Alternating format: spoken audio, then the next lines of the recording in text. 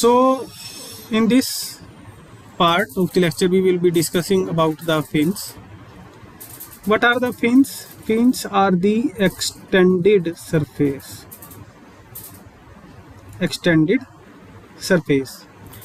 And their objective, the objective of fins is to enhance heat transfer.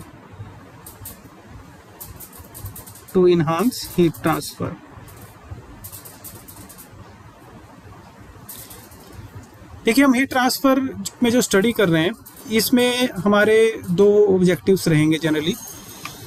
या तो हमें heat transfer को बढ़ाना है या हमें हीट ट्रांसफ़र को ख़त्म करना है, कम करना है। जैसे मान लीजिए मैं बात करता हूँ रेफ्रिजरेटर की या एयर कंडीशनिंग की हम बात करते हैं। तो रेफ्रिजरेटर और एयर कंडीशनिंग के अंदर हम क्या चाहते हैं? रेफ्रिजरेटर और एयर कंडीशनिंग में हम ये चाहते हैं कि हीट ट्रांसफ़र जितना कम से कम हो स्पेस में से उतना अच्छा है। तो जैसे मान लीजिए एक फ्रिज है, फ्रिज में आपने कूलिंग मेंटेन कर दी है, तो आप ये चाहेंगे कि ये जो कूलिंग है ये ख़राब ना हो और ये जो भी हम कर रहे हैं, कूलिंग कर रहे हैं, ये ख़राब ना हो और ये वहाँ पर रहे। लेकिन अगर मान लीजिए हम बात करते हैं हीट एक्सचेंजर की, तो हीट एक्सचेंजर में हम ये चाहेंगे कि जो भी हम हीट जनरेट कर रहे हैं या हीट कर रहे हैं वो ज़्यादा से ज़्यादा ट्रांसफ़र हो। तो दो केसेस हैं कि जिनमें हमें या तो हीट ट्रांसफ़र को ज़्यादा से ज़्यादा करना है या फिर हमें हीट ट्रांसफ़र को ख़त्म करना है। हीट ट्रांसफ़र जितना कम से कम हो सके उतना हमें कम करना है। अब यहाँ पे हमारा जो पर्पज़ है फिन्स का पर्पज़ है हीट ट्रांसफ़र को बढ़ाना। यहाँ पे हम फिन्स वहीं पर लगाएंगे जहाँ पे हम हीट ट्रांसफ़र को इनहेंस करना चाहते हैं, ज़्यादा करना चाहते हैं। तो अभी जैसे मान लीजिए कि आपने हीट ट्रांसफ़र के लिए पढ़ा heat transfer rate that depends upon minus K A delta T upon delta X. तो यहाँ पे जो एरिया है that is the important factor to enhance the heat transfer. जो एरिया है वो एक इम्पोर्टेंट फैक्टर है हीट ट्रांसफ़र को बढ़ाने के लिए। As we will increase the area, heat transfer will be increased. As you will decrease the area, heat transfer will decrease. तो heat transfer rate is directly proportional to the area. तो जो area है वो उसको बढ़ाएंगे तो heat transfer बढ़ जाएगा। तो इसके लिए हम क्या करते हैं? We use the extended surfaces. Extended surface के लिए मान लीजिए कि मेरे पास एक ये सिलिंड्रिकल सरफेस है और इसके अंदर अभी हमारे पास जो लिक्विड है that is the at the high temperature. High temperature का इसके अंदर एक लिक्विड है। यह हो सकता है कि ये जो सरफेस है इसका अपना टेम्परेचर ही ज़्यादा है और ये जो इसका सरफेस एरिया है that is not sufficient to transfer the heat. Then what I will do, I will install the fins over this area. तो मैं क्या करूँगा, कुछ एक्सटेंडेड सरफेस लगा दूंगा। ये एक्सटेंडेड सरफेस सॉलिड मटेरियल से ही बना होगा, सॉलिड मटेरियल से हो सकता है बना हो।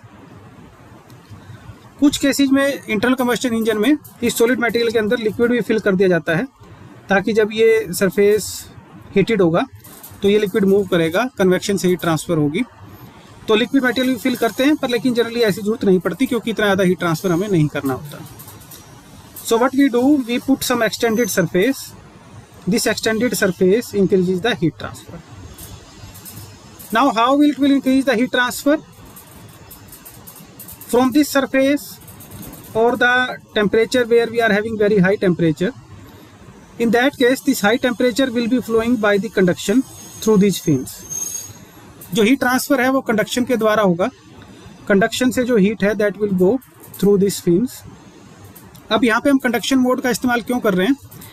क्योंकि जब मान लीजिए हमारे पास ये solid surface है, एक ये सिलेंडर है, तो सिलेंडर के चारों तरफ जो एयर ब्लो करेगी that will also take away the heat. तो वो जो एयर जा रही है वहाँ से वो हीट को लेके जाएगी।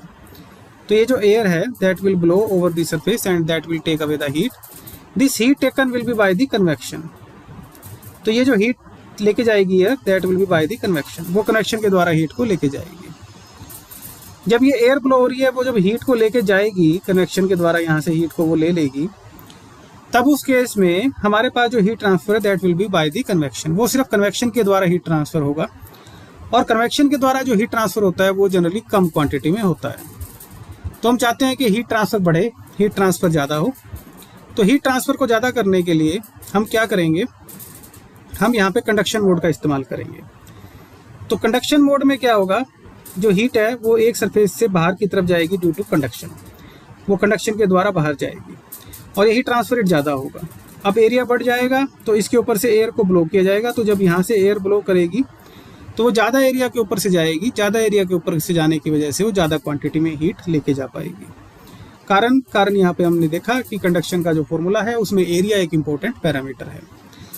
तो ये जो एक्सटेंडेड सरफेस लगाते हैं, ये जो एक्स्ट्रा सरफेस लगाते हैं जो कि हीट ट्रांसफ़र को बढ़ाते हैं, these are called as the fins.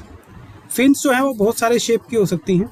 जैसे आपने बाइक देखी होगी, बाइक का इंजन देखा होगा, तो बाइक के इंजन के ऊपर फिन्स लगे होते हैं, काफ़ी बड़े फिन्स होते हैं। और फिन्स जो होते हैं वो एक गुड कंडक्टर मटेरियल के ही बनाए जाते हैं, जैसे कि एल्यूमिनियम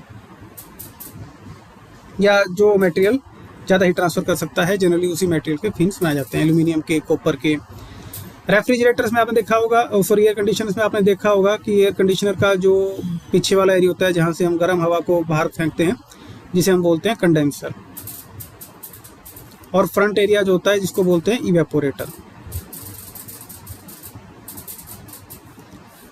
तो वो जो इवेपोरेटर वाला पार्ट है, इवेपोरेटर क्या करता है, जो हमारे पास लिक्विड है उसको ठंडा करता है या उसकी जो ठंडक है उसको ले लेता है। तो वहाँ पर भी हमें क्या करना है, बेसिकली हीट ट्रांसफ़र करना है। तो अगर मान लीजिए हमारे पास सिर्फ पाइप्स हैं जिनके अंदर से लिक्विड या फ्लूइड फ्लो कर रहा है और आप उनके ऊपर फिन्स लगा देते हैं, यानी एक्सटेंडेड सरफेस लगा देते हैं, तो उनका एरिया बढ़ जाता है। और उनका एरिया बढ़ने से क्या होता है, जो हीट ट्रांसफ़र होता है वो बेटर हो जाता है। इसी तरह से जो कंडेंसर होता है, कंडेंसर में भी यही किया जाता है कि जो हमारे पास पाइप है जिसके अंदर से हीट ट्रांसफ़र करना है हमें, जिसके अंदर से हीटेड फ्लूइड फ्लो कर रहा है, तो वहाँ पे क्या करते हैं, फिन्स लगा देते हैं। और फिन्स की वजह से क्या होता है कि जो हीट होती है वो बाहर की तरफ निकल जाती है। तो बेसिकली हीट ट्रांसफ़र को बढ़ाने के लिए हम रेफ्रिजरेटर या एयर कंडीशनर उनके अंदर, उनके सिस्टम के अंदर फिन्स का इस्तेमाल करते हैं। लेकिन जहाँ पर वो ठंडक बनाते हैं, जैसे मान लीजिए जो कंपार्टमेंट है जहाँ पर रेफ्रिजरेटर ठंड बना रहा है, ठंडक प्रोड्यूस कर रहा है, कोल्ड प्रोड्यूस कर रहा है, वहाँ पे हम नहीं चाहते कि वहाँ से हीट बाहर या अंदर जाए, ठंडक बाहर जाए। इसलिए उस पार्ट को हम क्या करते हैं, मैक्सिमम इंसुलेट करने की कोशिश करते हैं। उसका जो दरवाज़ा होता है या बॉडी होती है, आपने देखा होगा काफ़ी थिक मटेरियल की बनी होती है, और उस मटेरियल के अंदर इंसुलेटिंग मटेरियल होता है, प्लास्टिक होता है जनरली, और फिर उसके अंदर ग्लास वूल फिल कर देते हैं।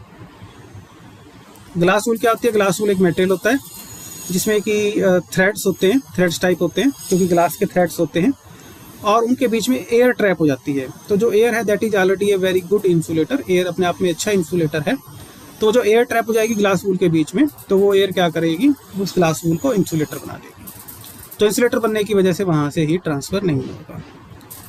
अभी यहाँ पर एक बात जो समझने की है कि जो फिन्स हैं वो हीट ट्रांसफ़र तो कर रहे हैं, पर लेकिन जो फिन्स हैं वो जो हीट ट्रांसफ़र कर रहे हैं, जनरली हमने तो क्या देखा है कि फिन्स बाहर की तरफ ही लगे होते हैं। लेकिन यहाँ पे एक जो इम्पोर्टेंट पैरामीटर है जिसको हमने समझना है वो ये है, मान लीजिए कि हमारे पास एक पाइप है और ये पाइप एक थिक मटेरियल की बनी हुई है, यानी जो मटेरियल है इसका कुछ अपना थिकनेस है, और जो इसके अंदर फ्लूइड जा रहा है वो मान लीजिए गर्म है और उसका टेम्परेचर भी हाई है, मान लीजिए 200 डिग्री सेल्सियस टेम्परेचर पे फ्लूइड जा रहा है। Now this high temperature fluid, what it will do, it will try to give its heat to the surrounding, और हम चाहते हैं कि ठंडा हो ये। Now this heat will be given to this wall, ये जो दीवार है इसकी, यहाँ पे हीट देगा ये। जब यहाँ पे हीट आएगी तो हीट यहाँ से कंडक्ट होगी और वो बाहर की तरफ जाएगी। यहाँ पे जो हीट दी जाएगी इस सरफेस को, that again will be given by, or we can say that will be given by the convection mode। यहाँ पे भी हीट जो है वो कन्वेक्शन मोड के द्वारा ही दी जाएगी। यहाँ से हीट जो बाहर जाएगी that will also go bye the convection mode, क्योंकि यहाँ पर भी एयर है या दूसरा कुछ मटेरियल है। अल्टीमेटली तो एयर ने जो हीट लेनी है वो कन्वेक्शन मोड के द्वारा ही बाहर की तरफ लेनी है।